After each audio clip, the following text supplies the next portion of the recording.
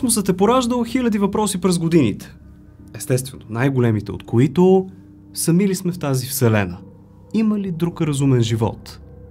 Отговорите на тези въпроси пръв тръгва да търси Юрий Гагарин през 1961. За 108 минути той успява да обиколи цялата Земя и като се връща споделя, че небето там отгоре е абсолютно черно, а нашата планета свети в ярко синьо. Не всички астронавти, летели в космоса обаче, споделят само това. Някои разкази са меко казано смущаващи, а други направо шокиращи. Аз съм Слави и днес ще ви разкажа топ 10 ужасяващи неща, разказани от астронавти. Ако подобни тематики ви харесват, то не се колебайте да се абонирате за канала. Напълно безплатно е, пък и така ще получавате по минимум 2 видеа всяка седмица. А притискайки тази камбанка, ще имате и известия за тях. Промокодовете за пестене на пари от сайтовете OzonBG и Ardez, както винаги може да откриете тук и тук. А ако случайно космосът е вашата страст, препоръчвам да прочетете книгата ми "Топ мистериите на Вселената". В нея разказвам някои наистина доста интересни неща. Линкчета към нея, както и останалите ми книги, може да откриете долу в описанието. Благодаря ви за подкрепата. Днес искам да ви попитам следното. Сами ли сме според вас в космоса? Пишете ми долу кратко да или не. Номер 10. Странното почукване. Сигурно сте наясно, че Китай е третата космическа сила след САЩ и Русия и те също изпращат хора в космоса постоянно. Един от тях е астронавтът Янг Ли Уей, който пътува на борда Шанчжоу 5 през 2003 година. Той полита абсолютно сам. В капсулата няма никой друг. Или поне никой от Земята. В началото на полета всичко е нормално. Излита от космодрум в Монголия и около 340 км по-късно вече е в открития космос. Място, където би трябвало да цари пълна тишина. Точно тогава обаче Янг чува това. Астронавтът е в ступор. Странен звук, като чукане по метална кофа с чук, все едно някой е отвън и иска да влезе. Янг веднага проверява системите в кабината. Всичко изглежда нормално. Оглежда всеки 1 сантиметър от капсулата. Няма проблеми. Извън капсулата температурата е минус 270 градуса по Целзий. Всяко човешко присъствие е напълно изключено. Тогава почукването се чува отново. Астронавтът поглежда през стъклото на кабината, но пред него се разкрива единствено необятния космос. Там няма никой. Престоят му извън Земята трае 21 часа, като през цялото време странният звук не спира да се чува на различни интервали от по 1, 2 или пък 3 почуквания. Записите естествено веднага са засекретени, но пък Янг разказва свободно за случая. До ден днешен обаче категорично обяснение за странните почуквания все още няма. Номер 9. Извънземни кораби на Луната. След изпращането на хора в космоса, човечеството продължава своята изследователска дейност с посещението до най-близкият космически обект до нас – Луната. Първият човек, стъпил на това небесно тяло, е американският астронавт Нил Армстронг. Негови са и заветните думи: една малка стъпка за човека, една огромна крачка за човечеството. Но дали е казал само това? Датата е 21 юли 1969. Преди добре познатата си реплика обаче, астронавтът губи връзка с Земята. От НАСА твърдят, че прекъсването на предаването е продължило около 2 минути. Част от екипа обаче твърди нещо друго. Според един от тях, камерите им видели извънземни кораби на лунната повърхност. По думите му, те били огромни, а чувството било, че ги наблюдават. Морис Шателен, бивш шеф на комуникационните системи на НАСА, потвърждава, че Армстронг наистина е съобщил, че вижда 2 НЛО-та на ръба на кратер. Прекъсването на живото предаване реално е било много по-дълго, а през това време екипажът е получил нови инструкции. Цялата история около Аполо 11 до ден днешен остава забулена в мистерия и вероятно малцина са тези, които знаят истината. Номер 8. Космическа музика. Само няколко месеца преди Нил Армстронг и Бъс Олдрин да кацнат на Луната, мисията Аполо 10 прави нещо като генерална репетиция, за да са сигурни, че всичко работи. 50 години след тази мисия, в интернет изтекоха секретни видеозаписи, които буквално шокираха света. Докато тестовият модул е на Луната, тримата започват да чуват странни звуци. Те са уловени на аудиозапис и екипажът е единодушен, че този звук наподобява космическа музика. Нека го чуем.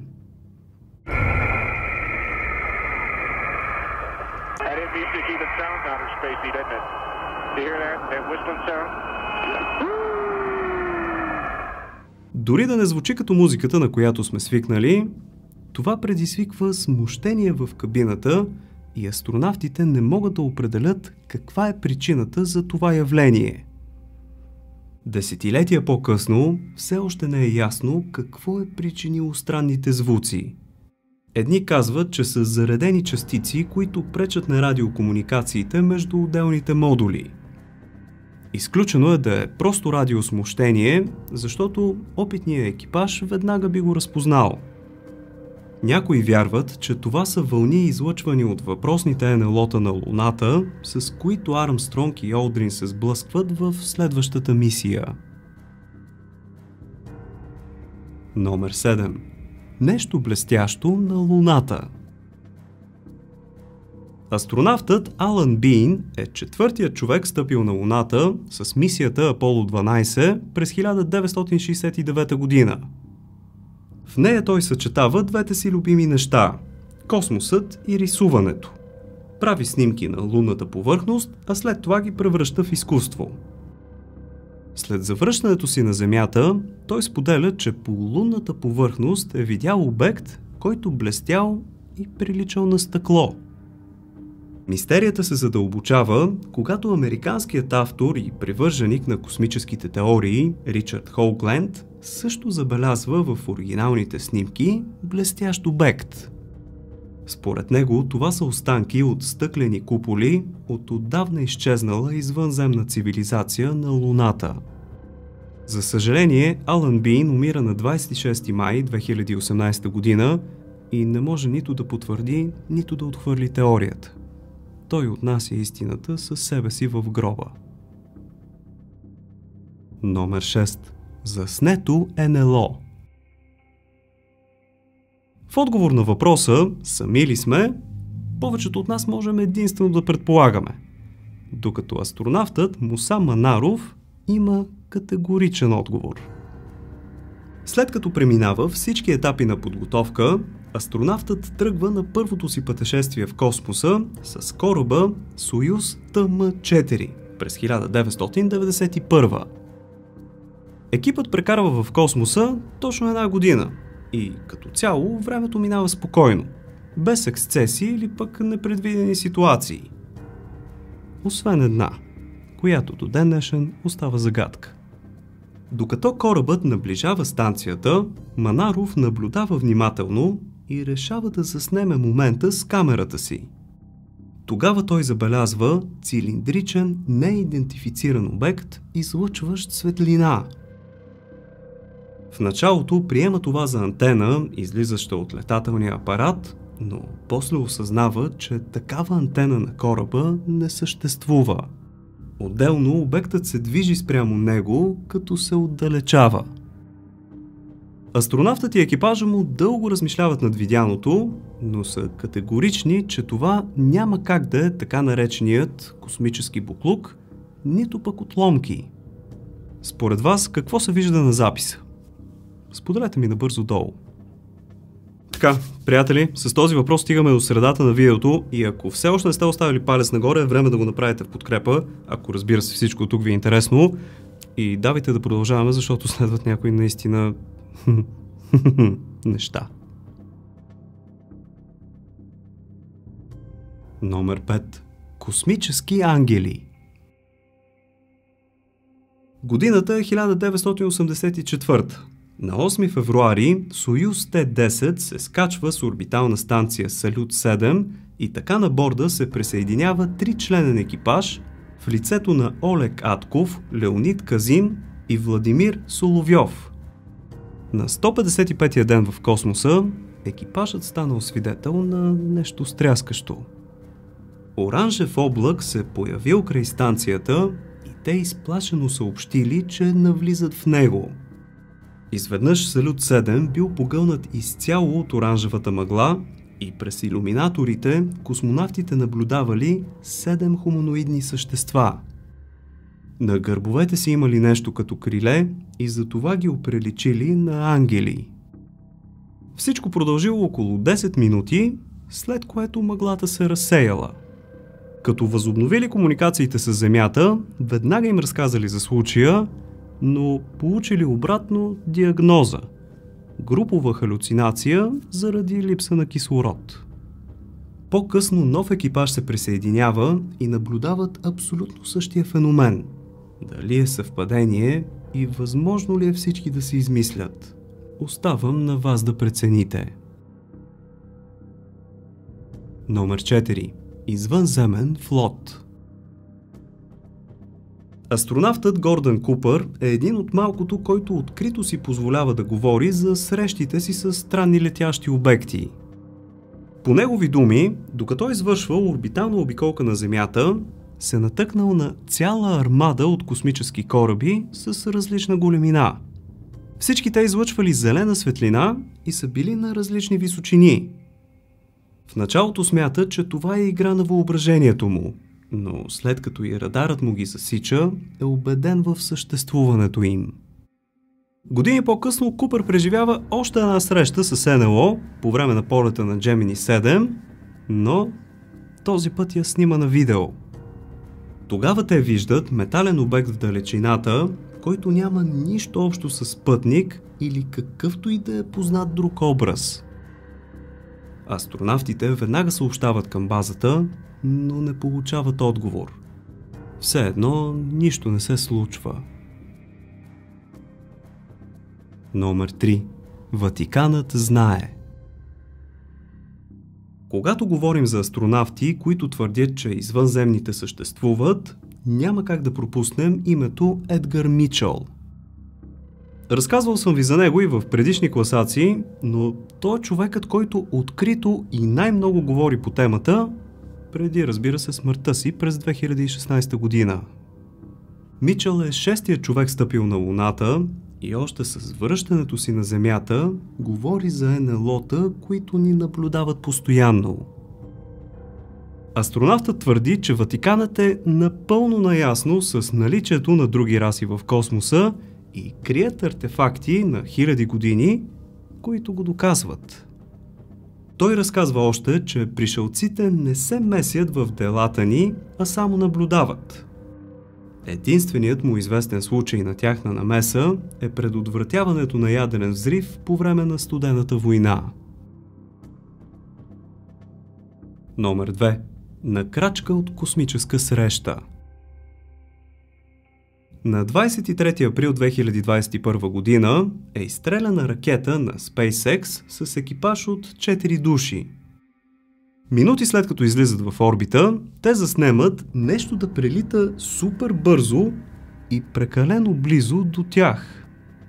Космическото командване дори предупреждава за възможен сблъсък, но толкова бърза и рязка маневра за избягване не би била възможна. За разлика от другите случаи, този обект е добре заснет и документиран. Нека го видим отново на забавен каданс. Интересното е, че не е засекретен, както често се случва. Ами видеото спокойно си циркулира из интернет пространството. Теориите варират от къс замръзнало гориво до, сещате се, извънземен апарат.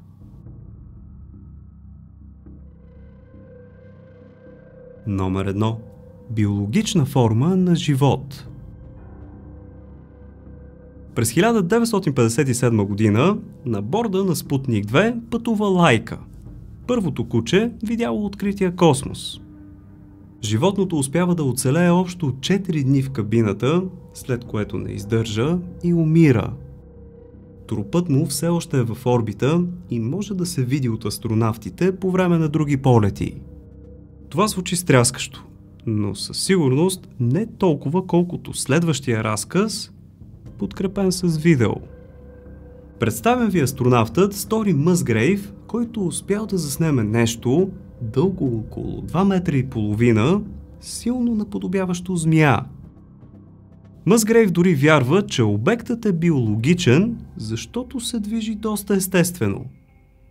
В изказването си добавя, че по време на космически полет могат да се видят наистина много странни неща, които свидетелстват за това, че има много непознати за нас организми, живеещи извън нашата планета. Хаштаг бонус. Извънземните са тук.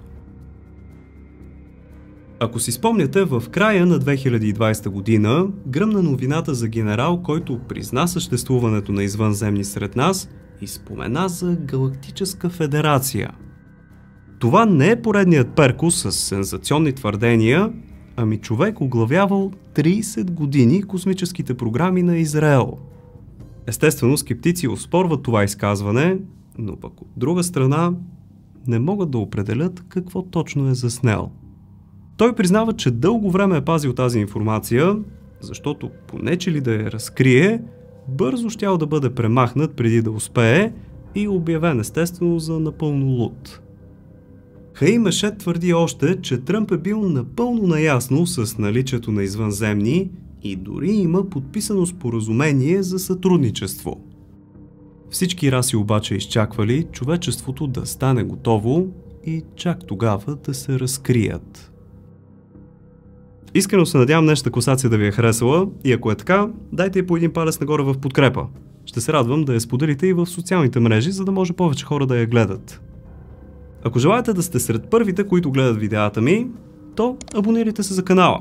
Става супер лесно от кръгчето с моята снимка ето тук. И не пропускайте камбанката, за да може да получавате известия, когато кача нещо ново. Имате още свободно време, което искате да прекарате, научавайки нови и готини неща ли? Окей, натиснете на някой от ето тези двете видеа тук. Благодаря ви, че за пореден път бяхте с мен. Чао! И да знаете, че истината е някъде там.